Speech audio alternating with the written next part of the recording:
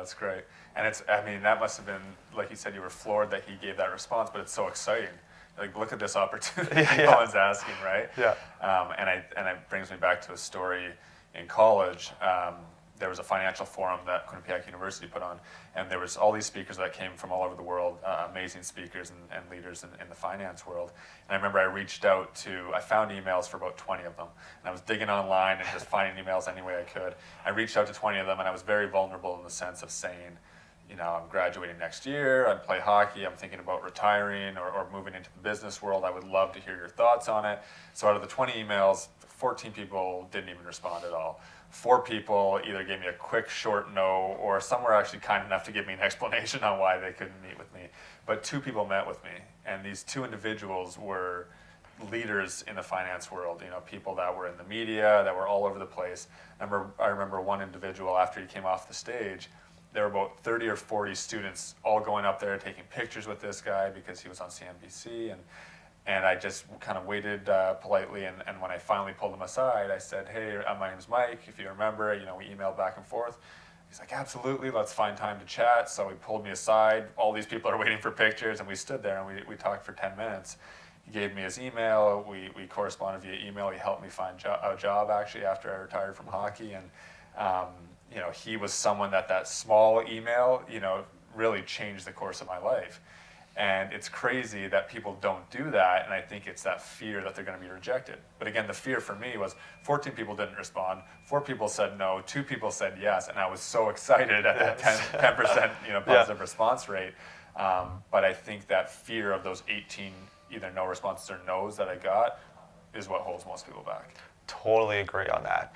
And even just learning one nugget from that 10% response rate you got can just shift your life completely. You're like one belief away, or one skill or one opportunity away from success. Right. Most people don't see that. And for you, the 10% success rate, I would totally agree that the majority of the population have that belief system and they don't take action against it. And now whenever I give advice to people who's new to the business, I tell them my story, and I always mention to them to just start meeting people, because the more you meet people, the more opportunities you're going to hear from them, and to just listen. Meet and listen. Even though I say that, very few actually take action from that fear or those beliefs that we were just talking about before. Right. I think the other part is, what is success? So what are people measuring, right?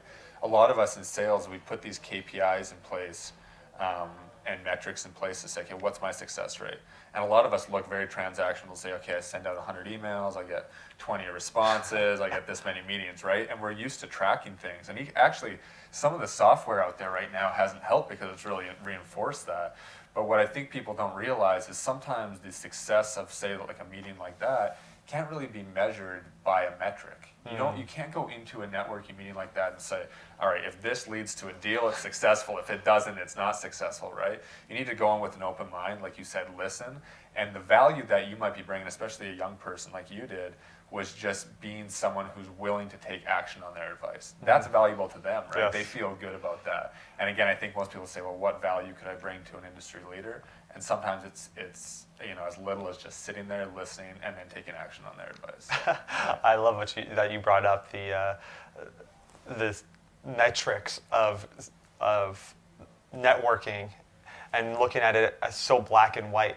Business is not so black and white. This was a good meeting or this was a bad meeting. Right. There's so many other dynamics to it that is unmeasurable. And I find if I was actually measuring early on my networking capabilities, it would have discouraged me right away, because I know that it took so much effort and so many calls to just get one meeting set.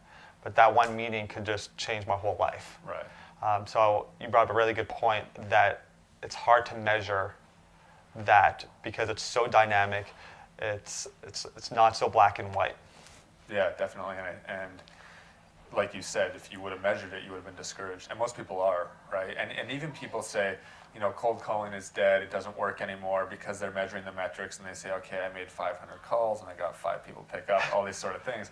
But that doesn't mean that strategically that picking up the phone and calling someone can't be valuable, right? And again, it's all trying to figure out your long-term strategy and how that plays in. And instead of worrying about the short game day-to-day metrics, looking at, okay, how can this help me a year down the road, 2 years down the road, 3 years down the road, whatever it might be. And especially in your game in real estate, like you said, the sales cycle is so long anyways that you have to be looking that far down the road. And so you're not going to get an immediate payoff. Yes, and also the reward for a single opportunity in real estate is massive. Right. So I'm able to afford a 10% or 5% success rate on 100, 200 calls because just one opportunity can make a whole year's worth of salary. I think it's different relatively in different fields if your sales profit is very small for a particular product or service per opportunity. Right. Per opportunity for me is a massive upside. So I'm able to afford taking a lot of risk because one opportunity can be very lucrative.